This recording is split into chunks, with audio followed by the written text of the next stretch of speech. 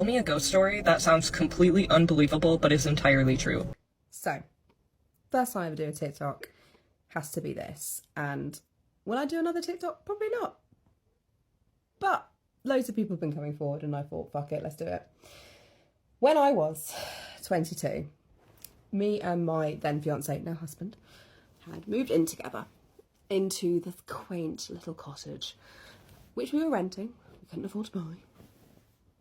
And it was in the arse end of Suffolk, and my husband was working nights part-time at this kind of chemical lab, which sounds really scary, but that was what he was doing because he's a clever clocks. Basically, I was starting to work from home, so I was home alone all the time. It was so great. This was a 2 up, 2 down kind of like old farmer's cottage-esque thing. And you know the feeling when you walk into like a bar, an old man's bar, and you kind of walk in and everyone's like, who the fuck are you? Really felt like that. The energy was thick with it. Like, that's the only way I can describe it. And I am 1,000,000%, need to make this very, very, very clear, the kind of person that if this didn't happen to, I would be like, nah. But unfortunately, this happened to me. For the first couple of weeks, nothing happened, which is great. I just thought, no, it's just a weird vibe. Living away from my mum for the first time, need to get used to this. And again, I've been from uni into sleepy Suffolk. Nothing happened. Until things started happening. I've got 2 enormous Norwegian forest cats. Huge. Point to the story. And basically, when they jump from upstairs, it is honest to God like, you know, a human, like a small child, has like jumped down. It's really quite noisy. So half the time if I hear anything, I'm usually like, okay, it's just Pookie. And Pookie is 13 kilograms. She's a big girl. So taking that in mind, I remember being in the living room. And I think I was watching the first season of bloody Stranger Things when it first came out. Oh, I'm so old. And I remember hearing this sound coming from the upstairs. There was only 2 bedrooms upstairs, that was it. And it sounded like someone kind of shuffling, you know. And I remember thinking, oh, that's a bit weird. But again, this was semi-detached. So, well, maybe it's just next door and the acoustics are a bit weird. And then I kept hearing it coming down the stairs. And I was like, ooh, okay, that's getting a bit closer. And then it kind of stopped when it came to the corridor. I remember thinking, maybe my cat has got like sellotape attached to it. It's walking really weirdly. And then I remember kind of poking my head down because you could see all the way down to the bathroom because there was a bathroom at the bottom of the stairs. And I said it was the only one that was there. And I thought, and I remember thinking, I'm going mad. I honestly thought I'd seen a head pop round where the stairs were. And I was like, nope, I'm going mad. Remember taking myself off for a very long walk. And then things started getting worse. My cats had this little play toy thing where it kind of looks like a figure of 8 and there's like a big flashing ball and you can tap it and it will flash. And that would just go off all the time, but you had to literally had to tap it. And I would look like an absolute madwoman. I used to like jump next to it and I used to be like, there has to be a logical reason. Maybe the batteries are low. This thing would be pushing, like it'd be like going around its track. And I was like, oh my God, what the hell is happening in this house? I was hating life. And then I started seeing him more. I would consistently see an older man's head, predominantly hot. It can't see like that. And it would be mainly in my kitchen window when I'd be sitting in the living room. And I, at first, used to think maybe it's like a neighbour, because I lived in Suffolk where God's waiting room. And I remember used to think that maybe it's an old man that's got lost. So I used to get up a lot and just like go into my garden to see if it was someone there, because we all had like gardens that would back onto each other. No one would be there. And then it started happening in the house.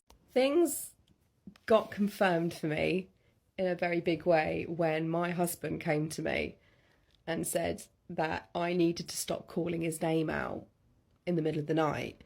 And I remember thinking, what the hell are you on about? I'm asleep. I love my sleep. And he'd be like, yeah, you're just like constantly calling my name. And I'm like, I'm bloody not. I'm asleep. And he'd be like, yeah, you are. And then things started happening to me where I'd be upstairs, like on my laptop doing some work in my bedroom.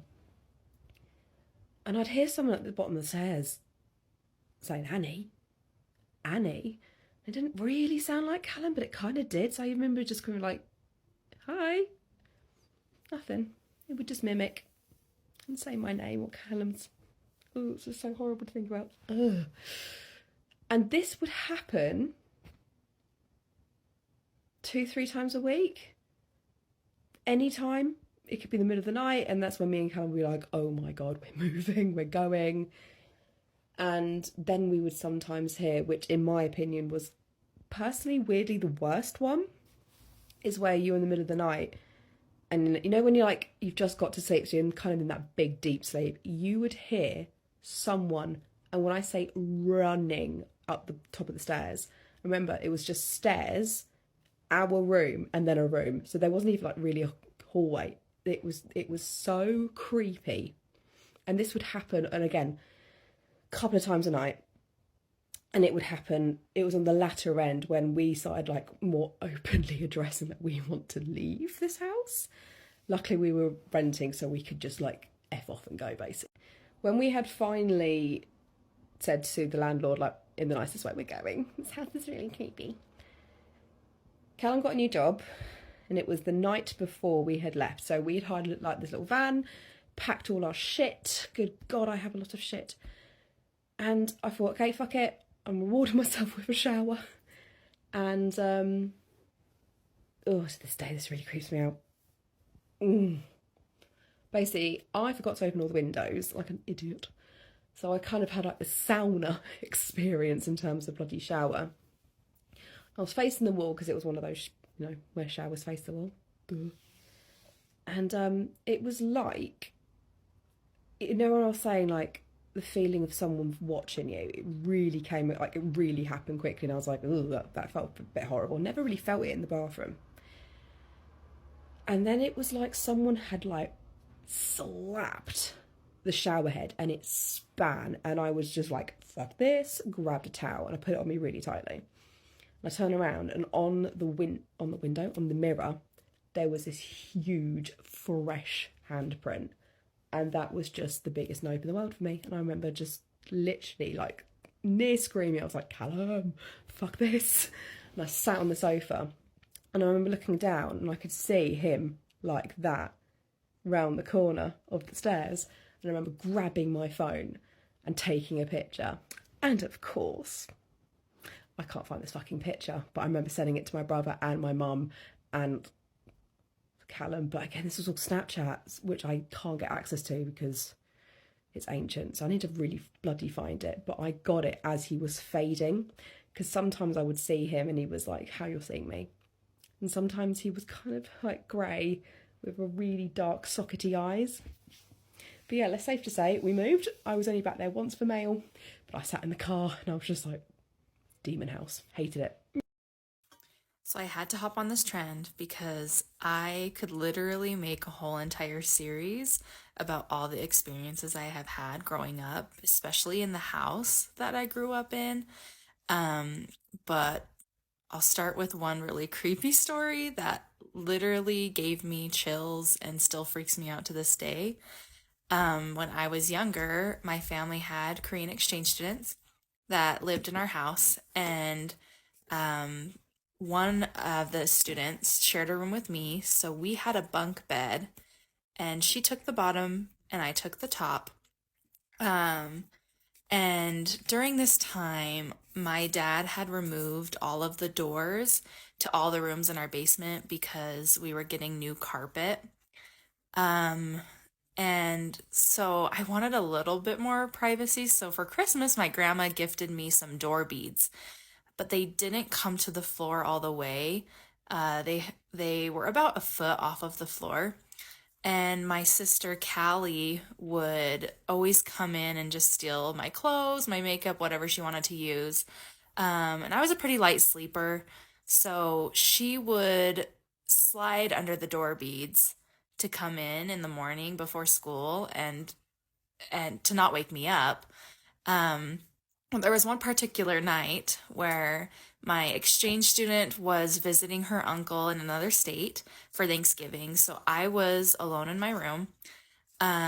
It was nighttime, everybody was in bed, and it was dark, and I heard my door beads. So I looked over and I see what looks like my sister, just like her silhouette, and she's got long, curly hair, and she was crawling on all fours with her hair, and her hair was like hanging in front of her face, and she was crawling on all fours, sliding under the door beads, and I could see the door beads like hitting against her back as she slid under.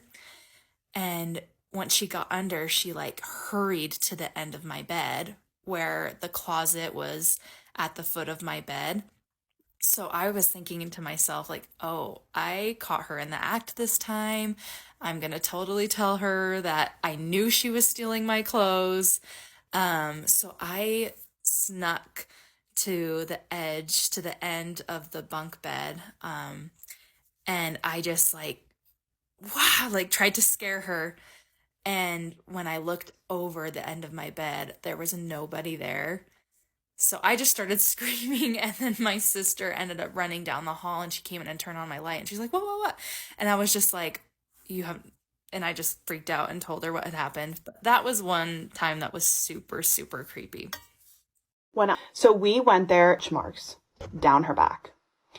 I was like, nope, we're done. I started praying. I said, if there's something attached to us, get it away from us. I want no part of that. And that was it.